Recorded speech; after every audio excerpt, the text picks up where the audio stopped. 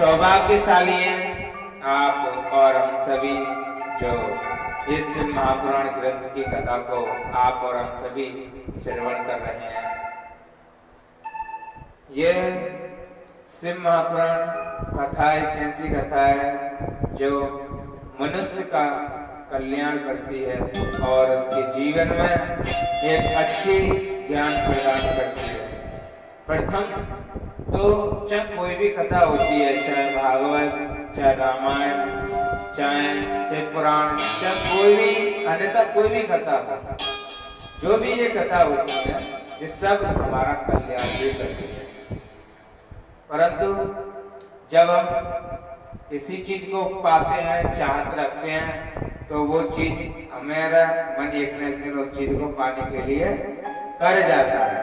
इसीलिए जब हम शिव महापुराण कथा में बैठते हैं तो सबसे पहले ये कथा हमारे मन में, हमारे शरीर में, हमारे हृदय में अपनी भक्ति प्रदान करती है, और भक्ति के बाद फिर उस शरीर का कल्याण होना प्रारंभ होता है। उसके बाद परंतु पहले ये शरीर के अंदर भक्ति जागृत करती है, क्योंकि भक्ति जब हमारे हृदय में, हमारे शरीर में प्रवेश होगी, तब हमारा कल्याण हो सकता है।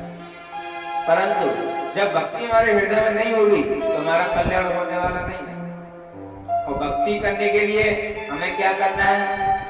हमको भगवान के मंदिर और तीर्थ यात्रा और भजन कीर्तन में लगन लगा के उनका स्मरण करना, उनका ध्यान करना। जब हम ध्यान करेंगे प्रभु का, परमात्मा का, तो वो हमें अपने ऊपर अपनी दृष्टि डालेंगे, और जब वो दृष्टि डालेंगे अपनी हमारे ऊपर, तो हमारा कल्याण निश्चित है। जैसे कि भगवान शंकर की कथा किस प्रकार ज्ञान प्रदान करती है, ये आप और हम सभी आज इस कथा के माध्यम से जानेंगे। आज हम ये भी जानेंगे कि इस शिव महापुराण ग्रंथ से सुनने से और भगवान के मंदिर जाने से किन किन लोगों का कल्याण हुआ है, किन किन लोगों का उद्धार हुआ है, कौन कौन लोग भगवान की भक्ति से तर गए हैं। आज हम इस चर्चा करेंगे इस कथा के माध्यम से, और आप और सभी इसका ज्ञान भी प्राप्त करेंगे। तो एक कथा आती है बड़ी सुंदर, एक देवराज नाम के ब्राह्मण की कथा थी। एक देवराज नाम का ब्राह्मण था। क्या था? ब्राह्मण। एक ब्राह्मण था देवराज नाम का, और वो लेकिन जाति से तो ब्राह्मण था, परंतु भगवान की भक्ति से बहुत दूर था। भगवान की भक्ति, पुराण, शास्त्र, इनका तक भी ज्ञान नहीं था, और वो इनको मानता भी नहीं था, भगवान को मानता नहीं था। वैश्यगामी और चोरी चकाटी और लड़ाई झगड़े इन्हीं में लीन रहता था। क्या काम करता था वो? देवराज नाम का ब्राह्मण, वो एक काम करता था। वो एक काम ये करता था कि वो अपने ऊपर विश्वास करने वाले लोगों को ठगा करता था। जैसे कि आज के समय में कहें तो हम किसी को उधार धन दे दें, पैसा दे दें, और हम उनसे कहें कि मतलब कि तुम हमें 10,000 रुपये दे दो, हम तुम्हें 10 के 20 दे देंगे। तो ऐसा वो करता था, लोगों से पैसा लेता था उधार, और पैसा लेकर के फिर वो उनको वापस नहीं देता था, और वो जब मांगते तो उन्हें मारता पीटता था। भैया उसका धन है, वो तो लेगा ही लेगा अपना। तुम किसी को धन लेते हो किसी से या देते हो, तो तुम देन लेन रखते हो कि नहीं रखते हो? उसी प्रकार से अब वो पैसा ले लेता था, आप लोग उससे मांगते तो वो उन्हें देता नहीं था, उन्हें उल्टा लड़ाई झगड़ा करके उन्हें मारता, और उल्टा उन्हें मारता था, मारा, पैसा देता नहीं था। और वो एक काम और था उसका, वो एक गन्ने का रस बेचा करता है। क्या? गन्ने का रस, गन्ने का जूस होता है, गन्ने का रस बेचा करता था। और रस बेच करके वो अपना धन इकट्ठा करके अपने माँ बाप को नहीं देता था। क्या? अपने माँ बाप को नहीं देता था। किसको देता था? अपने पास रखता था। क्या? अपने पास रखता था। और एक दिन वो रस बेच करके एक तालाब के पास गया। कहाँ गया? एक तालाब के पास। और उस तालाब के पास जाकर के उसने एक सौभाग्यवती नाम की एक वेश्या थी। क्या? एक सौभाग्यवती नाम की एक वेश्या। और उस वेश्या को देख करके ये मोहित हो गया और वो इसके ऊपर मोहित हो गई। महाराज वो इसके ऊपर मोहित हो गई और ये उसके ऊपर मोहित हो गया। तो वो सौभाग्यवती नाम की वेश्या क्या करती थी? वो एक दूसरे पुरुष को देखा करती थी। क्या? एक दूसरे पुरुष को देखा करती। और वो देख करके अब देवराज नाम के ब्राह्मण पर मोहित हो गई। क्या? मोहित हो गई उस पे, उसको देखने लगी और देख करके उसे पाने की इच्छा जागी उसके अंदर। और पाने की इच्छा जागी। अब वो कहने लगी उसके पास जाकर कि तुम हमें बहुत सुंदर दिखते हो, बहुत अच्छे दिखते हो, क्या तुम हमें अपना बनाओगे? हमें अपना बनाओगे? मैं तुम्हें पाना चाहता हूँ, मैं तुम्हें अपना पति बनाना चाहता हूँ। और उसने स्वीकार कर लिया देवराय नाम के ब्राह्मण ने। क्या? स्वीकार कर लिया महाराज। अब उसे स्वीकार कर लिया तो अब उसी के साथ रहे। ये ब्राह्मण उसी के साथ रहा करता था। जब उसके साथ रहा करता था तो खाना उसी के साथ खाए और रहे ही उसके साथ रह गए। और जो वो धन कमा करके लाता था उस धन को वो उसी को देता था। किसको? उसी को देता था। वो क्या नाम है? उस वैश्या को, सौभाग्यवती नाम की वैश्या को दिया करता था। और उसने थोड़ा सा भी धन किसी सत्कर्म में नहीं लगाया। सत्कर्म यानी कि जैसे कि भगवान की कथा में और भगवान के भंडारे में, भोजन में और तीर्थ यात्रा दिवाले शिवालय में किसी में नहीं लगाया, किसी में नहीं। और ला करके उस वेश्या को दिया करता था। उसको देकर आकर के फिर वो एक दूसरे के साथ रहने लगे, अच्छे खासे रहने लगे। और उसी के घर में एक पत्नी भी थी। कैसी? उसकी पत्नी भी थी। उस देवराय नाम की ब्राह्मण की शादी हो चुकी थी, उसकी माता थे, पिता भी थे। तो उसके बाद क्या हुआ? एक बार अब जो डेली दिन उस वेश्या के समझाया करें, घूमे फिरे ऐश मौज करे उसके साथ। अब महाराज एक बार इसके पत्नी ने भी कहा कि तुम उसके साथ क्यों रहते हो, हमारे साथ क्यों नहीं रहते? ऐसा हमारे अंदर क्या है जो हमसे दूर रहते हो? ऐसा हमारे साथ क्या है जो हमसे दूर रहते हो? तो एक बार उसने कह दिया कि हम किसी के साथ में रहें, आपको कोई मतलब नहीं, आपको कोई मतलब नहीं है, हम किसी के भी साथ रहें। अब महाराज इसके माता पिता ने भी कहा कि बेटा देखो तुम ये काम कर रहे हो, ये अच्छा नहीं है, ये अच्छा नहीं है, ये तुम काम कर रहे हो। अपनी पत्नी के साथ रहो। क्या? अपनी पत्नी के साथ रहो, तुम क्यों दूसरी स्त्री के साथ रहे? बोलो क्या बात है? तो उन्होंने कहा कि आपको हमसे कोई लेना देना नहीं, आप हमारे बारे में बोला मत करो, हमारे बारे में बिल्कुल मत बोला करो। अपने माता पिता को उस देवराय नाम के ब्राह्मण ने शांत कर दिया। उसने शांत कर दिया उनको। अब कहा कि तुम हमारे बारे में कतई मत बोला करो, बिल्कुल भी मत बोला करो। तो उन्होंने कहा ठीक है, नहीं बोलेंगे आज के बाद। परंतु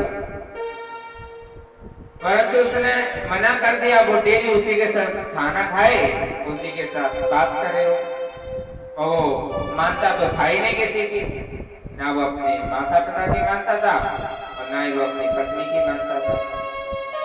तो एक बार क्या हुआ, एक दिन रात्रि में उसने रात्रि में अपने माता पिता की हत्या कर मार डाला, क्योंकि वो डेली मना करते और इसे बुरा लगता तो उसने अपने माता पिता को मार डाला। अपने माता पिता को मार डाला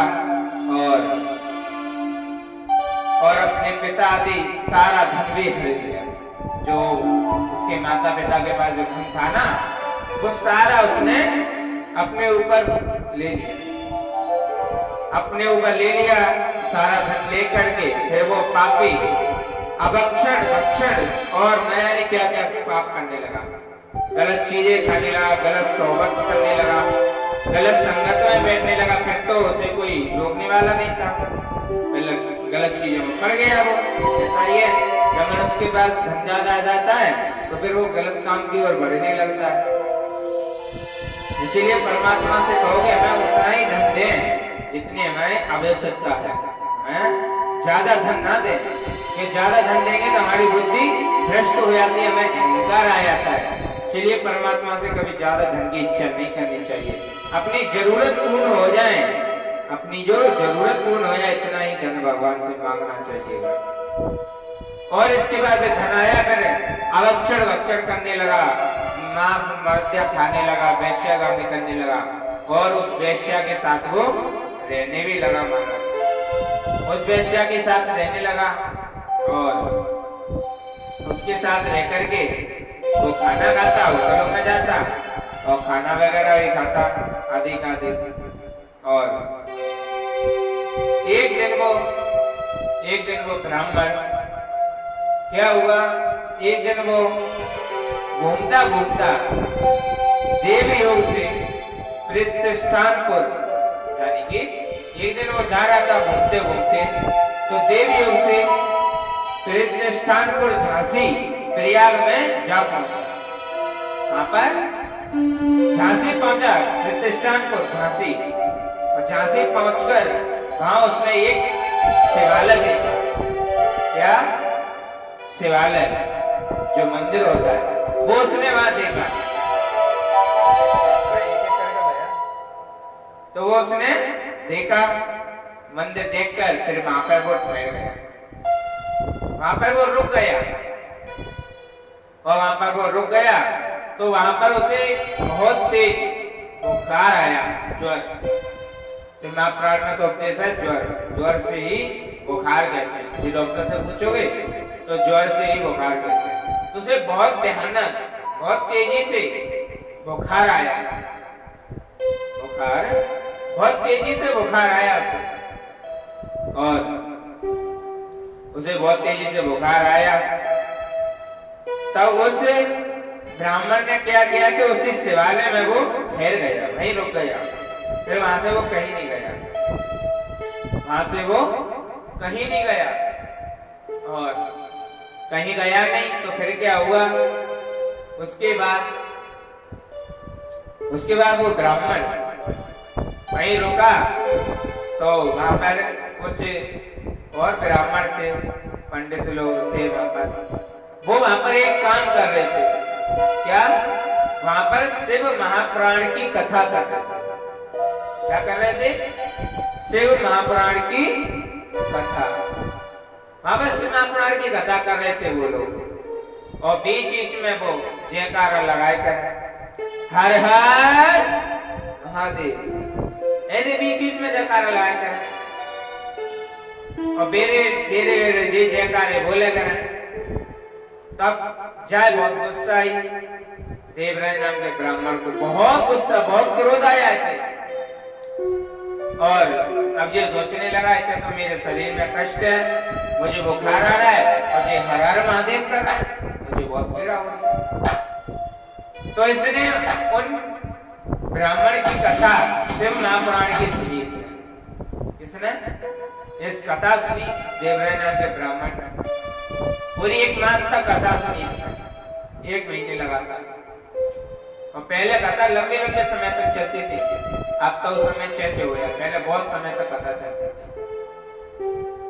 तो इसने पूरी कथा सुनी 1 मास तक, और फिर इसकी कथा सुनने के बाद कुछ समय बाद इसके प्राण छूटे। क्या? इसके प्राण छूटे। और जब इसका प्राण छूटे, अब प्राण छूटते ही फिर वहां उस जगह पर यमराज के दूत आए। कौन आए? यमराज के दूत आए। अब यमराज के दूत आए, अब यमराज के दूत आए तो इसे ले आने लगे। हमारा इसे ले आने लगे। अब जैसे इसे ले आने लगे तो उसी समय पर भगवान शंकर के भी गण आए। उसी समय पर कौन आए? भगवान शंकर के। अब भगवान शंकर के गण आए, उन्होंने कहा कि तुम इनको ले जा नहीं सकते। उनके गोरे गोरे अंग थे, कपूर के समान, उनके शरीर में भस्म लिपटी थी, और उनके हाथों में रुद्राक्ष की माला, उनके गले में रुद्राक्ष की माला, और वो अच्छी तरीका से भगवान शिव की तरह दिखते।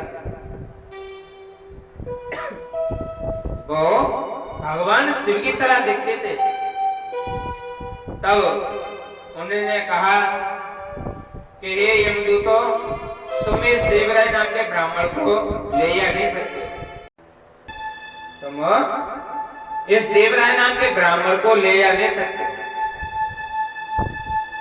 और कहा कि तुम इसे ले जा नहीं सकते। तो उन्होंने कहा कि हम क्यों नहीं ले जा सकते, इसने बहुत पाप किया है। तो भगवान शंकर के गण बोले कि हे यमदूतों, इसने एक काम अच्छा किया है और सारे काम गलत किए। एक काम अच्छा क्या किया है कि इसने भगवान शिव की संपूर्ण कथा सुनी है। इसने भगवान शिव की कथा सुनी है।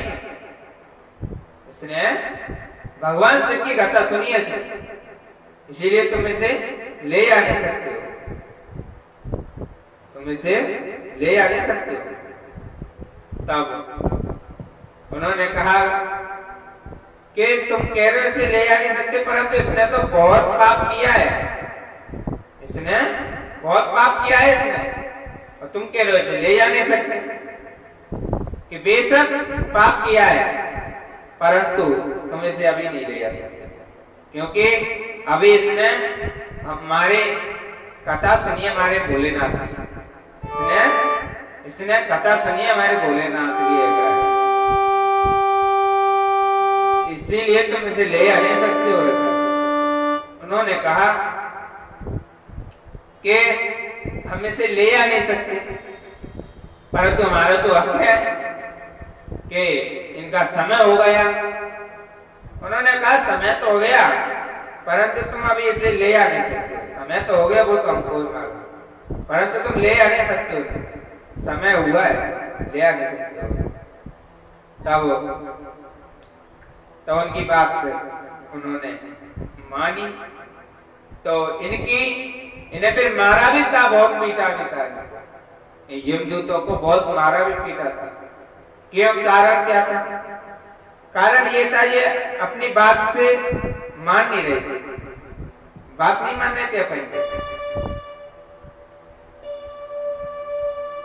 तब एक उस समय ये हुआ कि इनका कोलाहल सुनकर के, इनके शोर शराबा सुनकर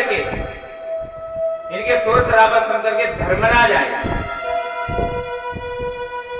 धर्मराज आए और साक्षात भगवान शिव के दूसरे रुद्र के समान प्रीति होने वाले उन चारों दूतों को देखा। इनको उन भगवान शिव के दूतों को देखा, और धर्मराज ने विधि पूर्वक से उनकी पूजा की है, उनकी पूजा की, उनकी पूजा की। अब उन्होंने पूजा क्यों की महाराज मालूम है? उन्होंने पूजा इसलिए की कि वो भगवान शंकर के गण थे, वो भगवान शंकर के गण थे, इसीलिए उनकी पूजा की उन्होंने, अन्यथा वो करते नहीं थे। वो अपने गणों को पिटते हुए देखें और फिर उसके बाद उनकी पूजा करें, ये तो नहीं हो सकता। परंतु वो शंकर भगवान के गण थे, इसीलिए उन्होंने उनकी पूजा की। तब पूजा करके तब उन्होंने धर्मराज ने अपनी ज्ञान दृष्टि से देख करके सारा वृत्तांत जान लिया। क्या? सारा वृत्तांत जान लिया। और उन्होंने भय के कारण भगवान शिव के उन महात्मा दूतों को कोई बात नहीं पूछी, ना कुछ कहा ना कुछ पूछा, और सारा वृत्तांत जान लिया, क्योंकि वो धर्मराज थे ना, इसलिए सारा वृत्तांत जान लिया। और सारा वृत्तांत जान करके यमराज से पूजित तथा प्राथमिक होकर वे शिवदूत कैलाश को चले गए। जो शिवगण थे वो शिवराज नाम के ब्राह्मण को लेकर के और वो चले गए कैलाश के धाम। और कैलाश धाम जाकर के और भगवान शंकर के हाथ दे दिया।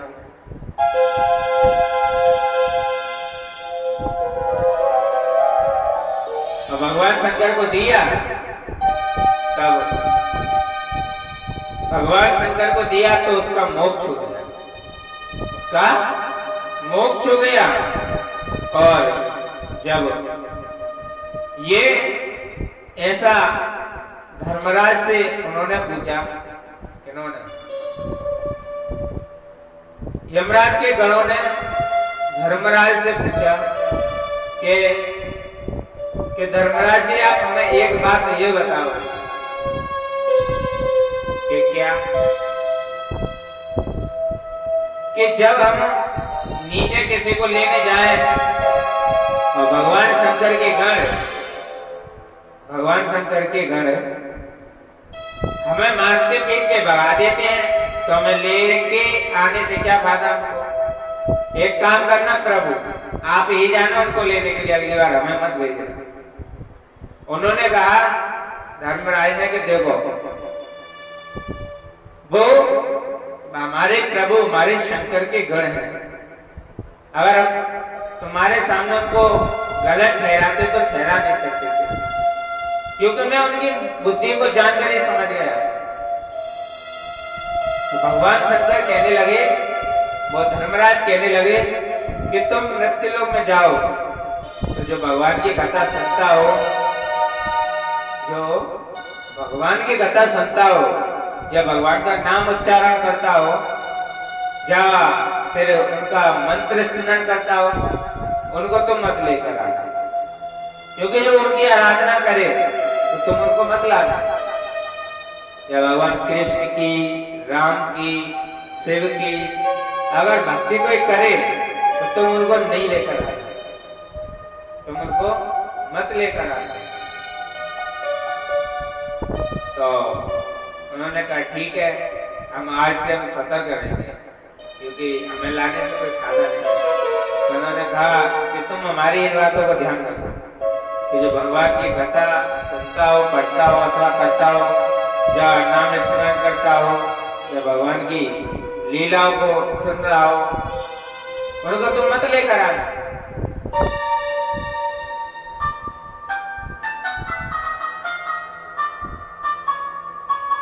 तब उन्होंने कहा कि ठीक है, तब अब इससे आप लोग क्या सीखें, आप लोग ये बताएं, आप लोग इससे क्या सीखें, आप लोग ये बताएं। देखो इसमें एक बात है, क्या इसमें एक बात ये है कि इसका कल्याण हुआ कैसे है। इस कथा से आपने कुछ समझ में आया? इस कथा का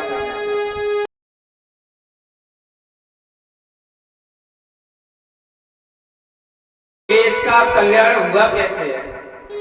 इस कथा से आपने कुछ समझ में आया? इस कथा का है मालूम नहीं। इससे ये ज्ञान प्राप्त हुआ है कि भगवान शिव की कथा सुनने से तो जिसका कल्याण होता है तो वो इस शंकर की कथा है, उससे कल्याण है, अन्यथा नहीं है।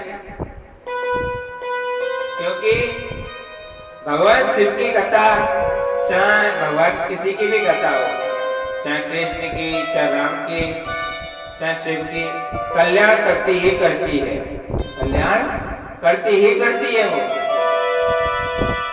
और अब इस देवराज नाम के ब्राह्मण ने कथा सुनी तो इसका कल्याण हुआ, इसका कल्याण हुआ और जिस शिवलोक गया, अन्यथा जाता नहीं था जाता। इसका कल्याण कैसे हुआ?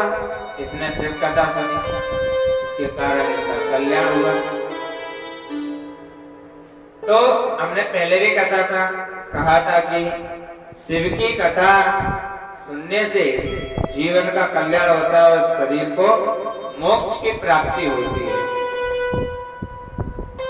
मोक्ष की प्राप्ति होती है इस कथा को सुनने से।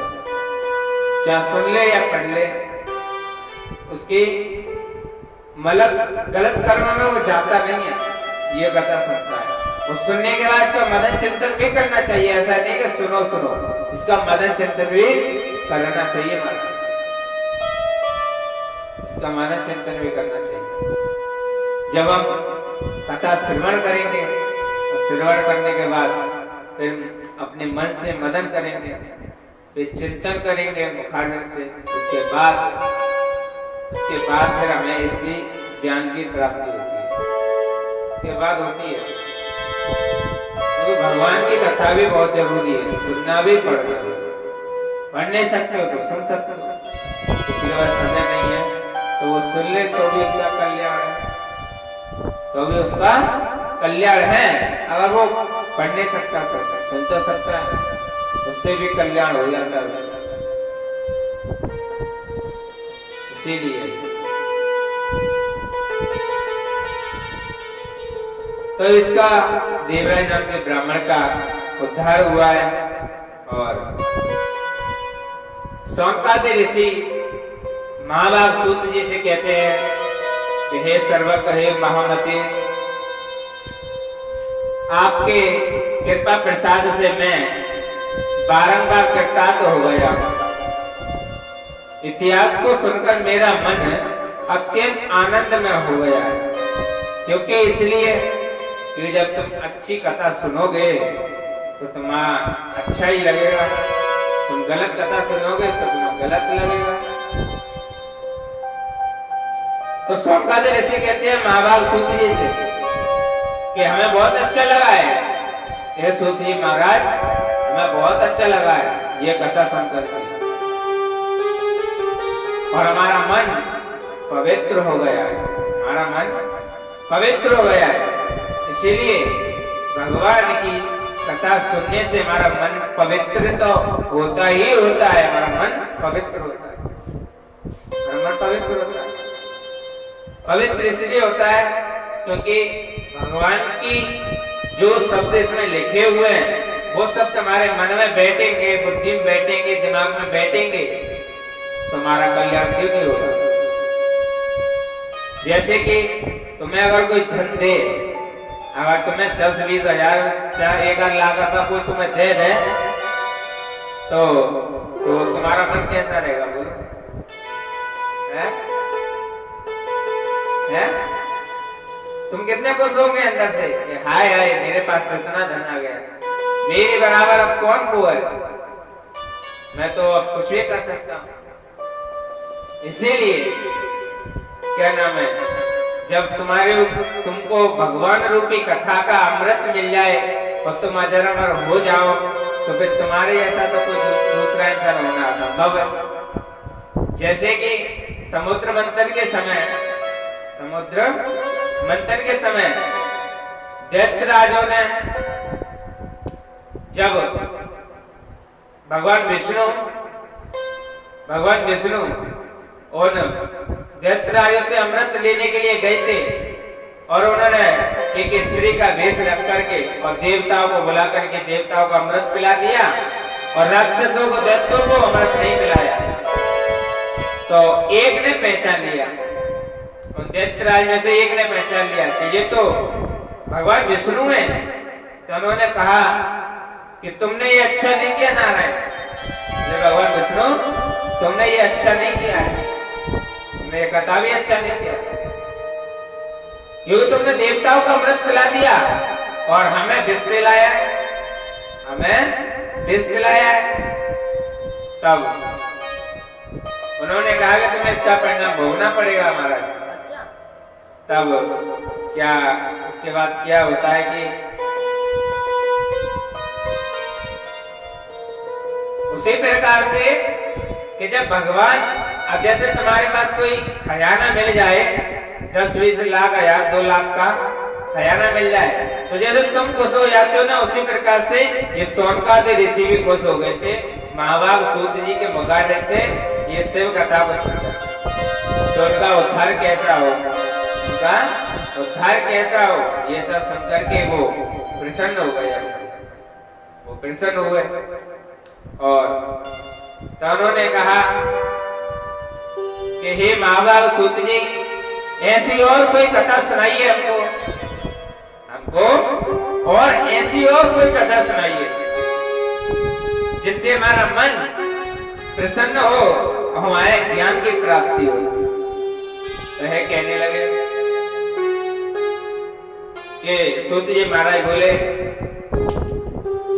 हे सौनकादि ऋषियों, हे मुनियों, आपके सामने एक गोपनीय कथा वस्तु का मैं वर्णन करता हूं।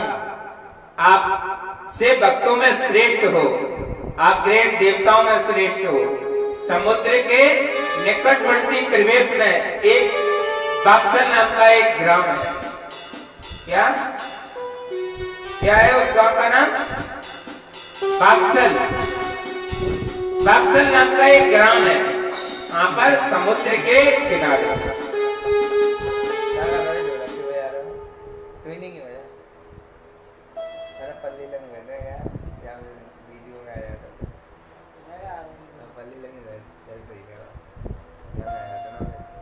तो एक बाक्सल नाम का एक ग्राम था जो समुद्र के किनारे था, और वहां वैदिक धर्म से विमुख महापापी दिव्य निवास करते थे।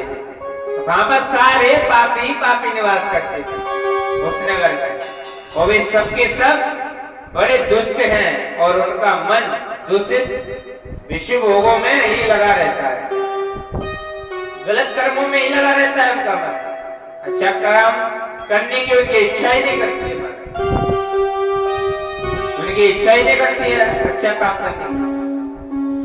और वे ना तो देवताओं पर विश्वास करते हैं और ना भाग्य पर विश्वास करते हैं। किस पर? ना वो देवताओं पर करते हैं, ना भाग्य पर करते हैं, और वे कुटिल वृत्ति वाले, और वो किसानी करते हैं। क्या करते हैं? किसानी करते हैं।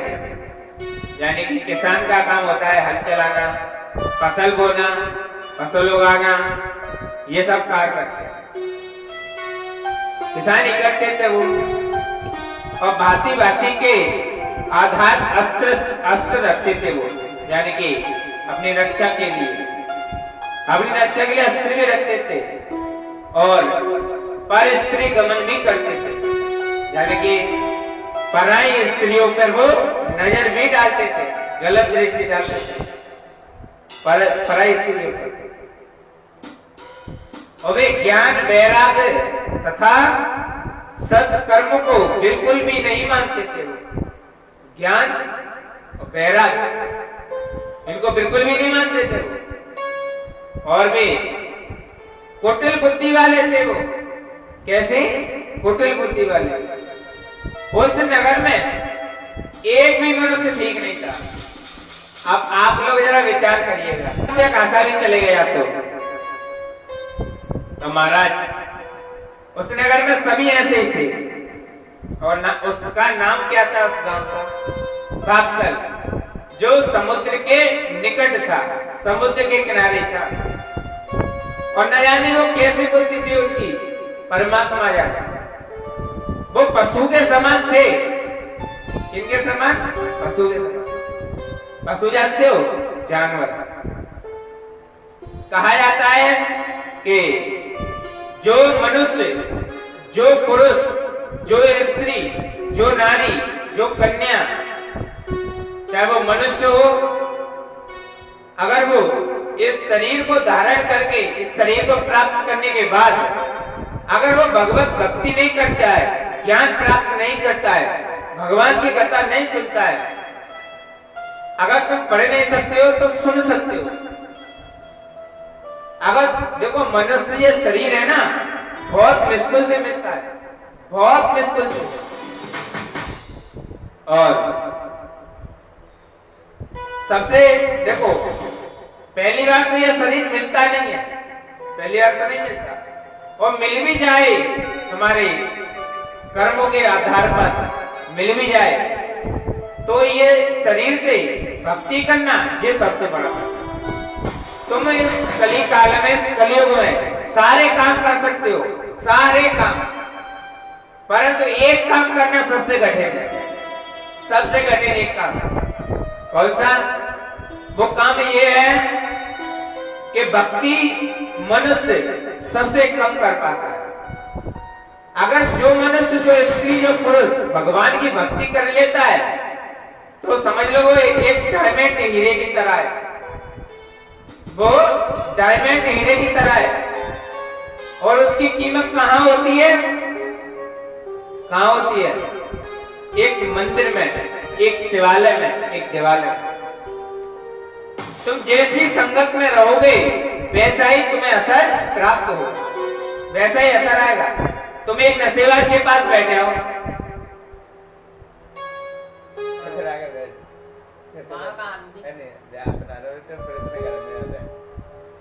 तुम एक नशेबाज के पास बैठे हो तो तुम क्या कहलाओगे अपने गली मोहल्लों में?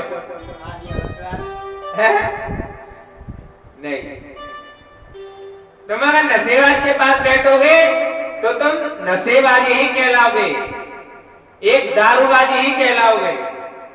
और एक ज्वारी के पास बैठोगे तो क्या ख्याल है तुम्हारा? अगर तुम ज्वारी के पास बैठोगे तो तुम ज्वारी ही कहलाओगे। और एक पंडित, ब्राह्मण, साधु, संत के पास बैठोगे तो एक पंडित ही कहलाओगे, एक भगवत भजनानंदी ही कहलाओगे, एक भजनानंदी ही कहलाओगे।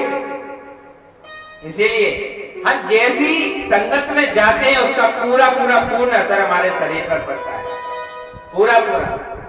अगर हम भोजन जाया खा लेते हैं तो हमारे शरीर पर भी वो असर डालती है। निद्रा देवी सबसे पहले आती है, निद्रा देवी सबसे पहले आती है, सबसे पहले निद्रा देवी सबसे पहले आती है।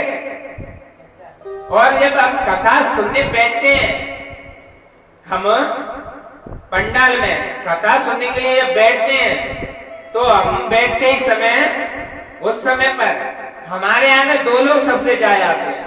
कौन कौन? सबसे पहले दो लोग आते हैं। कौन कौन? एक नारद जी और दूसरी निद्रा देवी। क्या? निद्रा देवी आती है। निद्रा देवी का काम क्या होता है कि जब तुम भगवान की कथा सुनते हो तो निद्रा देवी तुम्हारे मन में प्रवेश होकर तुम्हारी नींद को बढ़ा देती है। और नारद जी तुम्हारे बीच में बेरे बेरे बेरे बेरे बेरे आएंगे, तुम्हारे आंखों के सामने आएंगे, वो तुम्हारे आंखों के सामने। अगर इन दोनों को पहचाना तो कैसे पहचानोगे? क्या ख्याल है? ये बोला हमको देवाल। ये कैसे पहचाना जाता है? जैसे कि तुम कथा सुन रहे हो, तुम्हारे आगे आगे पीछे बेर बेर बेर बेर बेर आगे पीछे जाए तो समझ लीजिए उसमें नारद जी प्रवेश कर गए। हाँ, बिल्कुल सही बात है महाराज। और अगर जिसको कथा में नींद आ जाए तो समझ लो उसके अंदर निद्रा देवी प्रवेश कर चुकी है। हाँ, जी निद्रा देवी सबसे प्रमाण है भागवत का। ये पहचानना बहुत जरूरी है, इसीलिए हमें इन दोनों को कंट्रोल करके हमें भगवत भक्ति करनी चाहिए जिससे हमारा कल्याण हो। क्योंकि हम भक्ति करने के लिए आए हैं, हम कुछ ज्ञान प्राप्त करने के लिए आए हैं, तो वो ज्ञान हमें प्राप्त नहीं होगा तो हमें बैठने से क्या लाभ हो सकता है? क्या लाभ हो सकता है? फिर तो एक ही लाभ होगा कि जब तक हम बैठे हैं, जब तक हमारे मुखारविंद से, हमारे शरीर से कोई पाप नहीं होगा। ये पक्का है, ये पक्का है। हमने पिछली कथा में कहा था कि मटके को उल्टा रखोगे या सीधा रखोगे, सीधा रखोगे तो वो भर जाएगा, उल्टा रखोगे तो भरेगा नहीं, तो कम से कम शीतलता तो बनी रहेगी, यानी कि ठंडकता बनी रहेगी। अगर सीधा रहा तो भर जाएगा जल से। जैसे हम शुद्ध मन से बैठेंगे तो हमारे अंदर ज्ञान भर जाएगा, प्रवेश कर जाएगा हमारे मन बुद्धि में। अगर हम मन बुद्धि से नहीं बैठेंगे, छल कपट से बैठेंगे, तो हम जब तक हम उस जगह बैठेंगे जब तक हमारा शरीर से कोई पाप नहीं होगा। ये पक्का है। अच्छा, ये सत्य बात है ना, कोई पाप नहीं हो सकता। इसीलिए गुरु लोग कहते हैं कि भक्ति सबसे अजर अमर की एक लीलता है, एक प्रेरणा देती है हमको, एक प्रेरणा देती है भक्ति। अब कई लोग ये कह देते हैं कि हम भगवान की भक्ति क्यों करें महाराज। एक बार गुरुजी ने कहा था, महाराज सुन रहे हो भैया, एक बार गुरुजी ने कहा था, गुरुजी से प्रश्न किया था किसी ने कि महाराज ये बताओ, हम भक्ति करें तो भी बनना है और नहीं करें तो भी बनना है। क्योंकि ये प्रश्न उस भक्त ने जब उठाया था, क्योंकि एक बार गुरुजी ने ही खुद व्यासपीठ से कहा था कि तुम भगवान की भक्ति करोगे तो मरोगे और नहीं करोगे तो भी मरोगे। तो उन्होंने प्रश्न किया कि जब महाराज जब मरना निश्चित है तो हम भक्ति क्यों करें, हम समय क्यों बर्बाद करें, हम तो ऐश मौज करेंगे। तो उन्होंने कहा, बड़ी सुंदर बात कही उन्होंने, गुरुदेव भगवान ने इसे अपने मन में जरूर बैठा। ये आजकल की बात नहीं है, ये बहुत पहले किसी ने प्रश्न किया था, शायद हमारा जन्म भी ना हुआ होगा, उससे पहले की बात है। परंतु हमें इस प्राण के माध्यम से हमें ज्ञान मिलता है, इसलिए प्रवेश करते हैं आपके सामने। तो उन्होंने एक बहुत अच्छी बात कही कि जब भक्ति करोगे तो मरोगे, नहीं करोगे तब भी मरोगे। परंतु भक्ति करने से एक फायदा है, क्या? जैसे कि बिल्ली देखिए आपने, देखिए इसे कैट बोलते हैं, कैट बोलते हैं जिसको।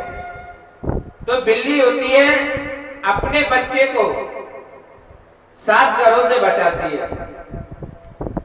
और अगर वो बिल्ली होती है, अगर वो चूहे के बिल में छोड़ दे तो चूहा उसे देख ले तो चूहे को खा जाती है, चूहे को खा जाती है उसी बिल से। तो जब हम भक्ति करते हैं तो हमारे ऊपर भगवान की दृष्टि होती है। हमारे इन 7 दिनों में ही हमारा जन्म होता है और इन 7 जन्म में ही हमारे प्राण छूटते हैं। 7 घर से बचाती है वो। उसी प्रकार से हम भक्ति करते हैं तो हमारे ऊपर देवताओं की कृपा, भगवान ईश्वर की कृपा हमारे ऊपर जरूर पड़ती है। एक बात बताएं, अगर तुम्हारा शरीर अच्छा है, तुम्हारा शरीर सुंदर है, तो लुच्चों की नजर जरूर पड़ेगी तुम्हारे ऊपर, लुच्चों की नजर जरूर पड़ेगी। और तुम्हारे ऊपर धन है, तुम्हारे पास धन है, तो चोरों की नजर जरूर पड़ेगी। चोर की नजर कहां पड़ती है? एक धनवान व्यक्ति के घर पे। और एक लुच्चों की नजर कब पड़ती है? जब किसी का शरीर सही हो, अच्छा हो, सुंदरता हो, तो एक लुच्चे की नजर पड़ती है। और जब हम भक्ति करते हैं तो भगवान की नजर पड़ती है। तो भगवान की नजर पड़ती है अगर हम भक्ति करते हैं।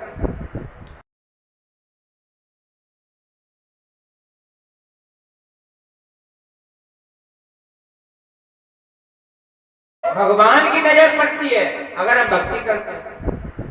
ठीक उसी प्रकार से अब हमें समझना चाहिए कि हम इसका क्या करें, ये ज्ञान का हम किस जगह उपयोग करें, कब इस जगह बैठा रहे। क्योंकि ज्ञान को अपने दिमाग में, बुद्धि में बैठाना बहुत कठिन होता है।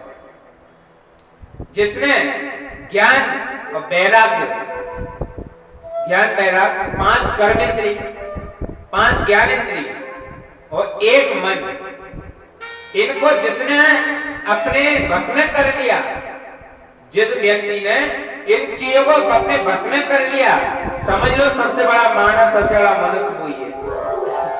सबसे बड़ा मनुष्य, सबसे बड़ा मनुष्य है वो, सबसे बड़ा। और इन 11 चीजों को जिसने काबू कर लिया, क्या? ज्ञानेंद्रिय और 5 कर्मेंद्रिय और 1 मन। क्योंकि जब मन कंट्रोल हो गया तो सारी चीज तुम्हारे अपने अधीन हो जाएगी। परंतु ये मन विचलित है, जो मन इधर उधर ज्यादा भागता है। इसीलिए इस जैसे कि एक भैंस को, एक गाय, एक भैंस को अगर तुम एक खूंटे से बांध दोगे तो वो कहीं नहीं जाती है महाराज, वो कहीं नहीं जाती है, वो कहीं नहीं जाती है महाराज। उसी प्रकार से इस मन को हम एक खूंटे से बांध देंगे, भजन कीर्तन रूपी एक खूंटे से बांध देंगे तो ये कहीं नहीं जाएगा, ये मन कहीं नहीं जाएगा, भगवान की लीला में ही लगा रहेगा, ये भगवान की लीला में ही लगा रहेगा अगर हम इसे एक खूंटा से बांधेंगे तो। इसीलिए भगवान की भक्ति सबसे प्रथम मानी गई है। क्योंकि वो कहते और भक्ति करो तो गुरु भी जरूर बनाना चाहिए। क्योंकि कहते हैं गुरु बिन ज्ञान ना मिले, गुरु बिन भक्ति ना मिले, गुरु बिन मुक्ति ना मिले, गुरु बिन मुक्ति ना मिले। इसीलिए भगवान की भक्ति भी अत्यंत प्रसन्नदायक है। तो यहाँ पर सूत जी महाराज बड़ी अच्छी बात कहते हैं शौनकादि ऋषियों से, जो ये कथा चल रही थी, एक बिंदुक नाम के ब्राह्मण की और एक चंचला की। तो उस बाक्सल नाम के ग्राम में सारे पापी ही पापी बसते थे, सारे पापी पापी। और वहां पर एक ब्राह्मण भी रहता था जिसका नाम था बिंदुक। क्या नाम था? जिसका नाम था बिंदुक। और ये वैश्यागामी था महाराज, वैश्यागामी, पराई स्त्रियों पर नजर डालता था गलत। और वेद पुराण से तो ये विमुख था ही था। इसकी बुद्धि एक पशु के समान हो गई थी, इसकी बुद्धि एक पशु के समान हो गई थी महाराज। कहते हैं कि जो व्यक्ति भक्ति नहीं करता है तो वो पशु के समान ही होता है। अब इसका मतलब ये नहीं है कि भक्ति ज्यादा करें, अरे कम कर लो, पर करो जरूर। क्यों? जैसे खाना कम खाओगे तो भी वो पेट में जाएगा, ज्यादा खाओगे तो भी वो पेट में ही जाएगा। इसीलिए अगर तुम भक्ति कम करोगे तो तुम्हारा खाता कम होगा, ज्यादा करोगे तो ज्यादा फंड मिलेगा। जैसे कि बैंक में अगर तुम 10 रुपए डालोगे तो वो 10 ही रहेंगे, उसमें 10 की ही एंट्री होगी, उसमें 20 रुपए की एंट्री नहीं होगी। उसी प्रकार से तुम जितना भजन कीर्तन में लगोगे उतना ही तुम्हारा खाता बढ़ेगा। देखो खाता 2 प्रकार के होते हैं। आपने कभी गए हो बैंक में? एक जुड़वा खाता होता है, एक सिंगल खाता होता है, मालूम है? एक जुड़वा खाता होता है, एक सिंगल खाता होता है। यहाँ पे जो खाता है वो सिंगल है, वो ये सिंगल खाते में परमात्मा का खाता जोड़ दोगे तो तुम्हारा कल्याण हो जाएगा मेरे प्यारे, कल्याण हो जाएगा तुम्हारा। अब जोड़ोगे कैसे? जैसे कि तुम यहाँ पे जो धन कमाते हो ना, जो धन कमाते हो उसे बैंक में डालते हो, उसमें बैंक में डालते हो तो उस बैंक का थोड़ा सा धन अपने सत्कर्म में लगाइए, अपने अच्छे कर्म में लगाइए और एक लाचार की मदद कीजिएगा, भूखे को भोजन कराइएगा, प्यासे को पानी पिलाइएगा। इनका मोल इतना है जितना यहाँ पर सोना चांदी के बराबर हो जाता है। परमात्मा के याद धाम में इन्हीं चीजों का सबसे ज्यादा मोल है। जैसे कि हमारे भारत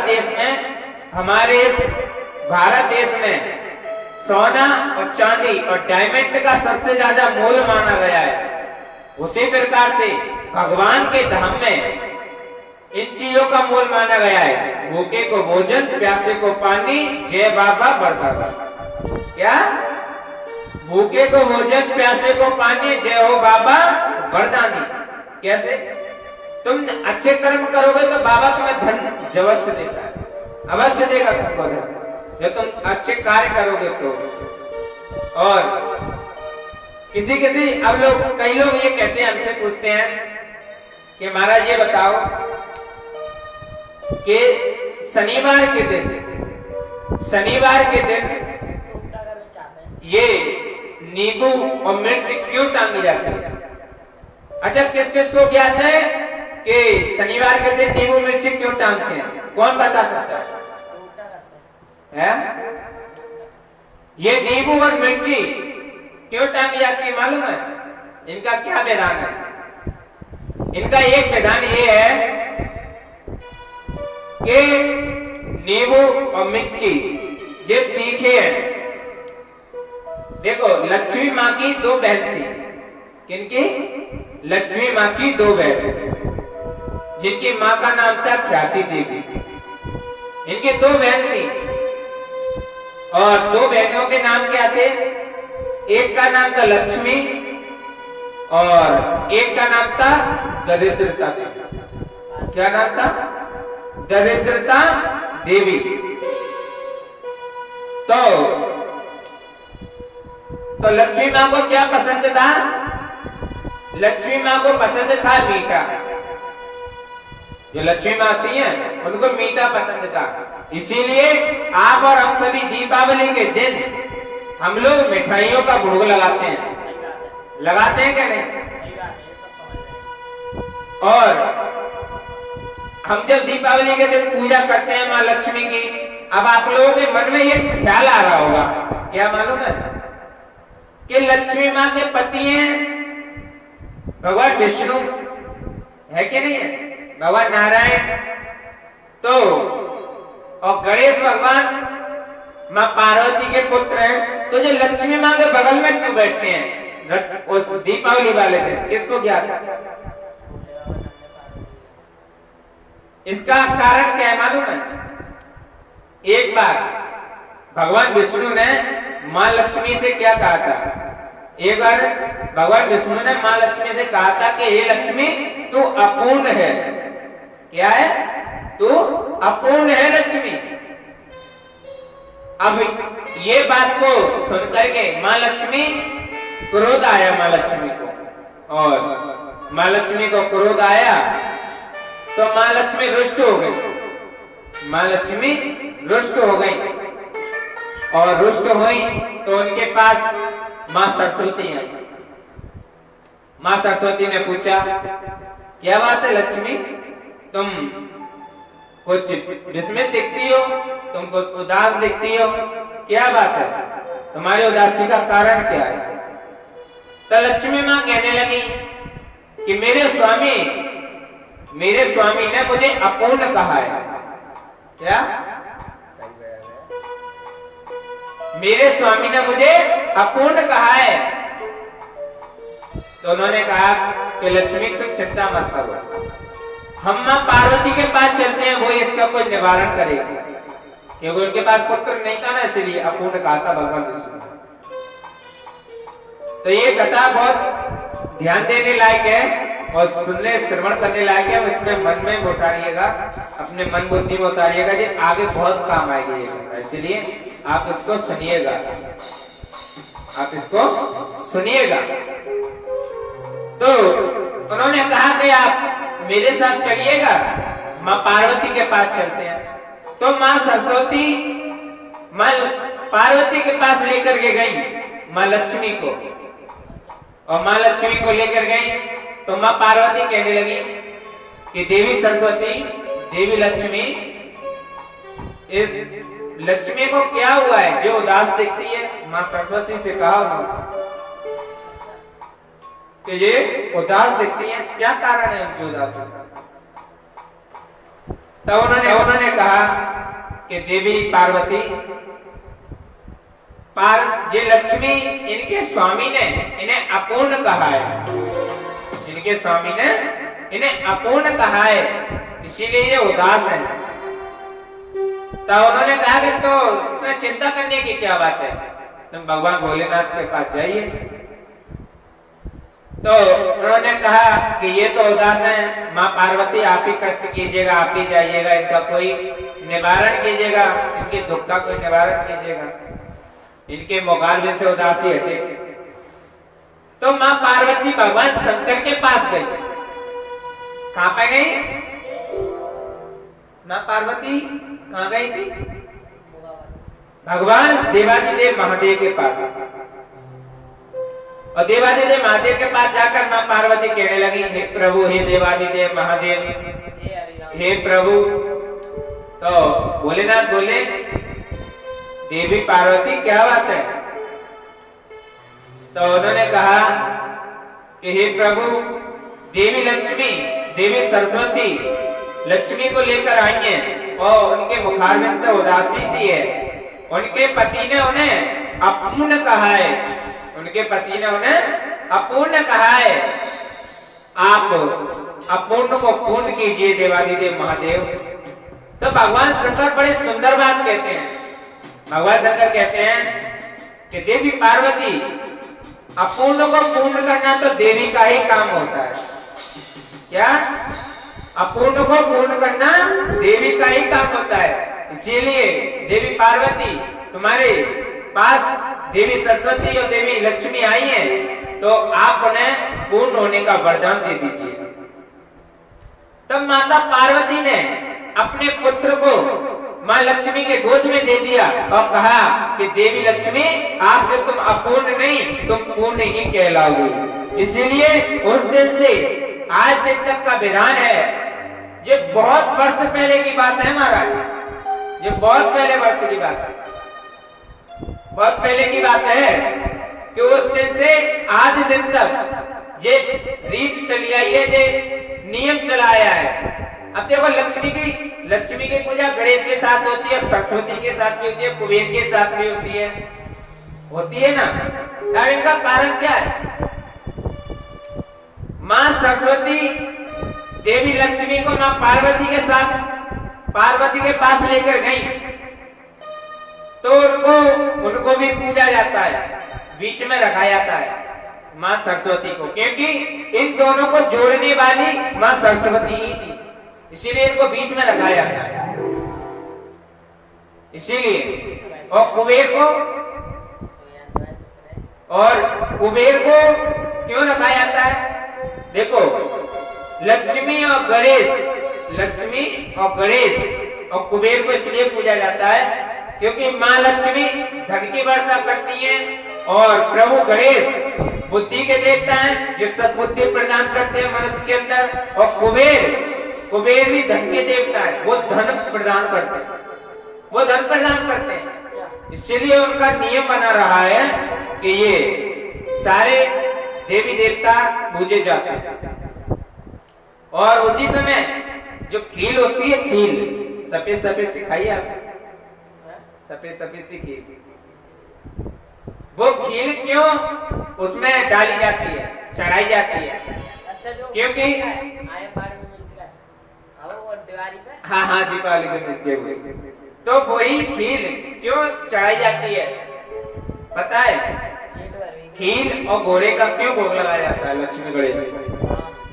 क्योंकि खील है वो एक पुत्र है, वो है, किसका पुत्र है? वो ज्योति का पुत्र। ज्योति कौन? माँ पार्वती की पुत्री, माँ पार्वती की पुत्री है एक ज्योति, उनका बेटा है और उनका नाम हमें भी स्मरण नहीं है, क्योंकि अभी उस कथा को हम जिस दिन डालेंगे ना, तो उसी समय उस कथा को हम उसी समय उसका नाम भी वर्णित कर देंगे। ये तो प्रश्न हमने बीच में इसलिए ले लिया क्योंकि जब हमारी कथा चलती है तो चलते चलते कथा को हम बोल देते हैं, क्योंकि जब आती है बात तो कह देते हैं, जितना स्मरण होता है उतना बोल देते हैं, परंतु उसको छोड़ते नहीं, उस बात को पूर्ण कर देते हैं जितना उसको ज्ञात होता है।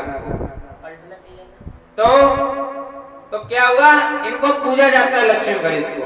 तो लक्ष्मी की दो बहन थी, एक दरिद्रता देवी और एक लक्ष्मी। तो दरिद्रता देवी को तीखा पसंद था। क्या? तीखा, चटपटा, खट्टा और चटपटा, यानी कि खट्टा और चटपटा, ये तीखा पसंद था ख्याति देवी को, और लक्ष्मी को पसंद था मीठा। तो जिसके घर में नींबू और मिर्च टांगे जाते हैं, उस घर से मां दरिद्रता देवी कभी प्रवेश नहीं करती है दरिद्रता देवी, इसलिए नींबू और मिर्च अपने दरवाजे पे टांगे जाते हैं। इसका मतलब ये है कि दरिद्रता देवी है वो हमारे घर में प्रवेश ना करे, इसीलिए उसको मतलब कि घर के अंदर नहीं टांगा जाता, मुख्य द्वार पर टांगा जाता है। मुख्य द्वार है इस पर, इसलिए क्योंकि मुख्य द्वार से ही देवी देवता अंदर आते हैं। जब मुख्य द्वार पर उनको रोक लगा दी जाती है तो वो प्रवेश नहीं कर सकते।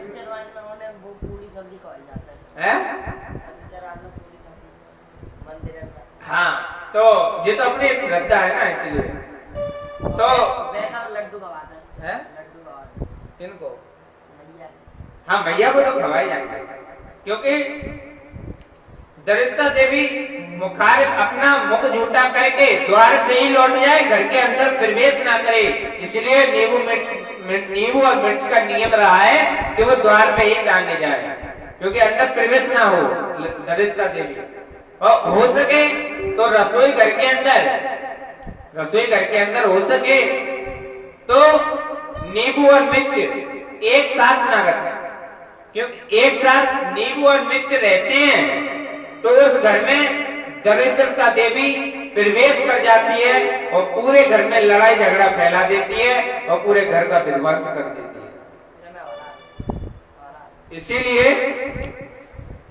अभी तो 5 बजे तक पढ़ाएंगे। हाँ, इसीलिए ये नियम रहा है, हो सके तो अपने रसोई घर में मीठी चीज रखिएगा, और अगर मीठी नहीं रख सकते तो परंतु एक चीज का ध्यान जरूर रखिएगा कि उस घर में जो रसोई होती है उस रसोई के पास मिर्च और टमाटर यानी कि तीखा सामान एक साथ न रखाओ, अलग अलग रखाओ, मतलब अलग अलग रखाओ, जैसे नीचे की डलिया में कुछ और ऊपर की डलिया में कुछ और, एक साथ ना रखें। कहने का मतलब ये है, तो उससे दरिद्रता देवी नहीं आती है। अगर ये दोनों एक साथ रहते हैं, जैसे नींबू होता है ना, नींबू और उसका नियम, हमने टमाटर का गलत बोल दिया, इसके लिए क्षमा चाहते हैं।